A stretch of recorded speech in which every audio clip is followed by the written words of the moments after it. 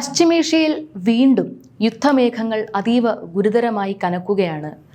ലോകം മുഴുവൻ ഉറ്റുനോക്കിയിരുന്ന US-ഇറാൻ സമാധാന ചർച്ചകൾ ഇപ്പോൾ പൂർണ്ണമായും തകർന്ന് തരിപ്പണമായിരിക്കുന്നു.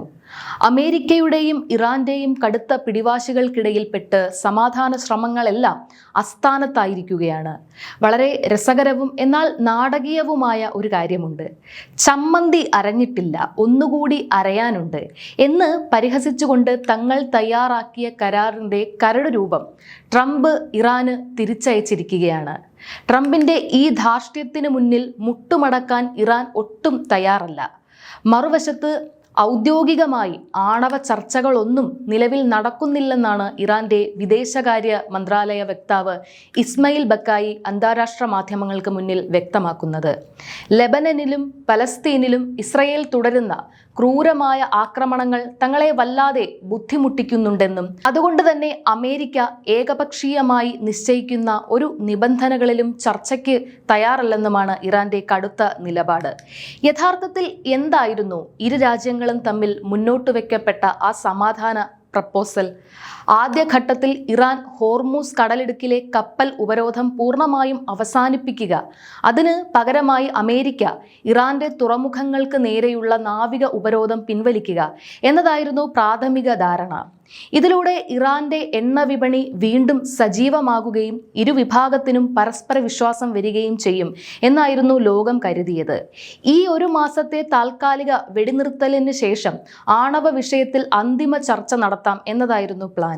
എന്നാൽ പുറമെ വെടിനിർത്തൽ എന്ന് പറയുകയും ഉള്ളിൽ ഇറാന്റെ നട്ടെല്ലൊടിക്കാൻ പ്രഹരമേൽപ്പിക്കുകയും ചെയ്യുന്ന അമേരിക്കൻ ഇരട്ടത്താപ്പാണ് ഇവിടെ പ്രകടമാകുന്നത്. ഈ ചർച്ചകൾ അണിയറയിൽ നടക്കുമ്പോഴും കഴിഞ്ഞ ഏതാനും ദിവസങ്ങൾക്കുള്ളിൽ 3 തവണയാണ് അമേരിക്കൻ യുദ്ധവിമാനങ്ങൾ ഇറാന്റെ അതിർത്തിക്കുള്ളിൽ അതിക്രമിച്ച് കയറി ബോംബാക്രമണം നടത്തിയത്. പശ്ചിമേഷ്യയിലെ ശക്തി സമവാക്യങ്ങൾ മാറ്റിമറിക്കാൻ ആര് വിചാരിച്ചാലും ഇറാന്റെ അനുവാദമില്ലാതെ ഈ മണ്ണിൽ ഒരു കാറ്റുപോലും അനങ്ങില്ലെന്ന് ലോകത്തെ ഓർമ്മിപ്പിച്ചുകൊണ്ട് മരണക്കയത്തിൽ നിന്നും വീണ്ടും ഉയർത്തെഴുന്നേൽക്കുകയാണ് ആ പോരാളികളുടെ രാജ്യം. മണിക്കൂറുകൾക്ക് മുൻപ് ഇറാന്റെ ടെലികോം ടവറുകൾക്ക് നേരെ ശത്രുക്കൾ നടത്തിയ ആ ഭീരുത്വമേറിയ ആക്രമണത്തിന്റെ കനലടങ്ങും മുൻപ് തന്നെ ശത്രുവിന്റെ നെഞ്ചിലേക്ക് കോടിക്കണക്കിന് രൂപ വില വരുന്ന മിസൈലുകൾ പായിച്ചാണ് ഇറാൻ ഇപ്പോൾ കൃത്യമായ മറുപടി നൽകിയിരിക്കുന്നത്. നോക്കൂ, ഈ തിരിച്ചടി വെറും ഒരു സാധാരണ സൈനിക പ്രതികരണമല്ല, അത് ഇറാന്റെ ചോരത്തിളപ്പാണ്.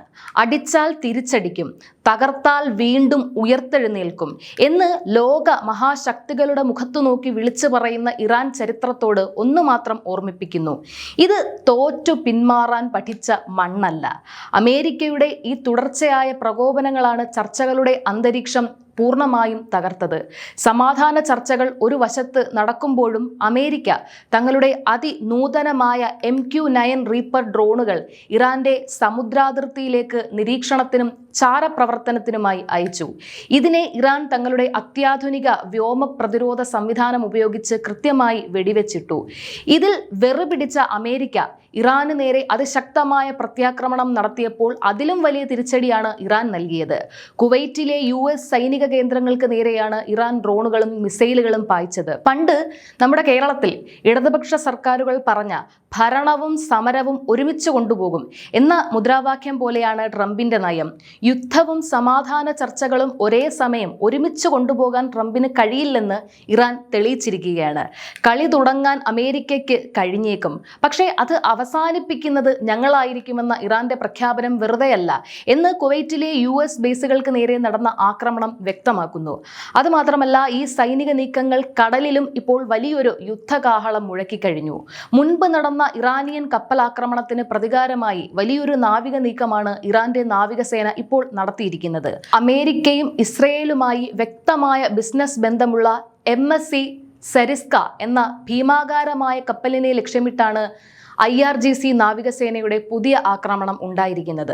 തങ്ങളുടെ കപ്പലുകൾക്ക് നേരെ ഉയരുന്ന ഓരോ ചെറിയ വെല്ലുവിളികൾക്കും ശത്രുവിന്റെ ആഗോള സാമ്പത്തിക നട്ടെല്ലൊടിക്കുന്ന രീതിയിൽ അന്താരാഷ്ട്ര സമുദ്രപാതകളിൽ വെച്ച് തിരിച്ചടി നൽകാൻ തങ്ങൾക്ക് മടിയില്ലെന്ന് ഇറാൻ ഇതിലൂടെ തെളിയിക്കുകയാണ്.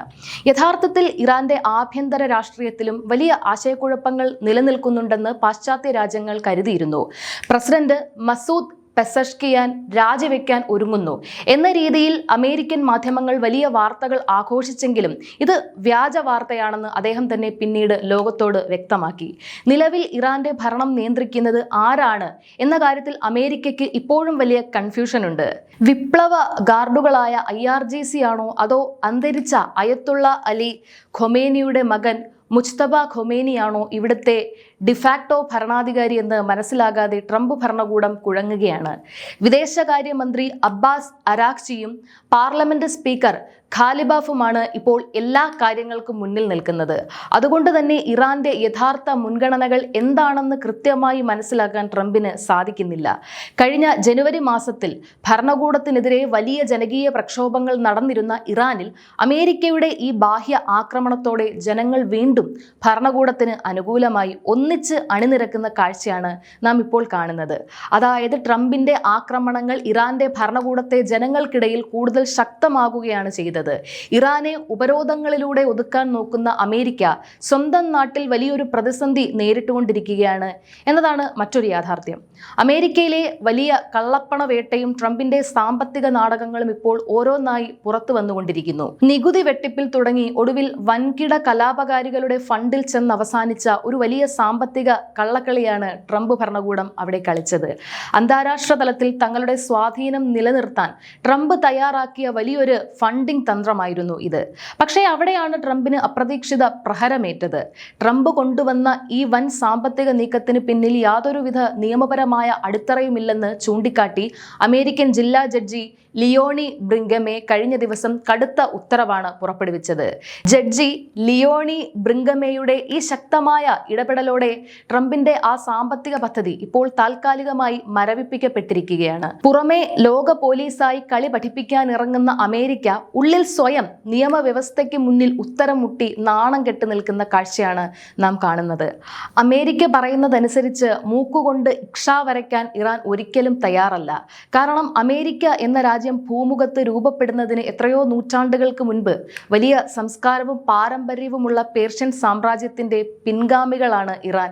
അവർക്ക് ശക്തമായ ഒരു ദേശീയ അഭിമാനമുണ്ട്. നിലവിലെ മതഭരണകൂടത്തോട് അവിടുത്തെ ജനങ്ങൾക്ക് ആഭ്യന്തരമായി ചില എതിർപ്പുകൾ ഉണ്ടാകാം. എന്നാൽ വിദേശ ശക്തികൾ തങ്ങളുടെ രാജ്യത്തെ അടിച്ചമർത്താൻ നോക്കിയാൽ ഭേദചിന്തകളില്ലാതെ അവർ ഒറ്റക്കെട്ടായി പ്രതിരോധിക്കും.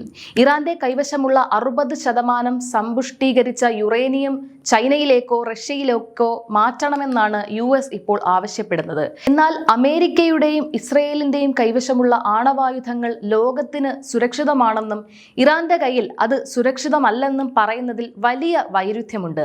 ഇതോടൊപ്പം ഇറാന്റെ മരവിപ്പിച്ച് വെച്ചിരിക്കുന്ന $12 ബില്യൺ ആസ്തികൾ വിട്ടു നൽകാനും അമേരിക്ക തയ്യാറാകുന്നില്ല. ഈ സാമ്പത്തിക ആണവ ഉപരോധങ്ങൾ തന്നെയാണ് പ്രശ്നം കൂടുതൽ സങ്കീർണമാക്കുന്നത്.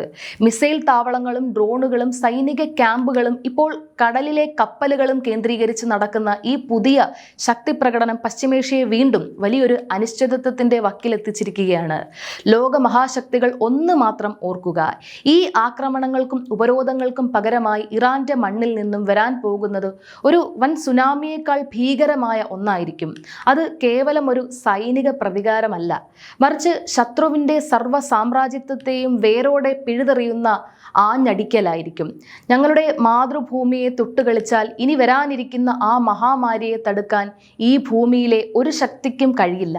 കാരണം ഇത് തോറ്റു പിന്മാറാൻ പഠിച്ച മണ്ണല്ല, ഇത് പോരാളികളുടെ സ്വന്തം മണ്ണാണ്.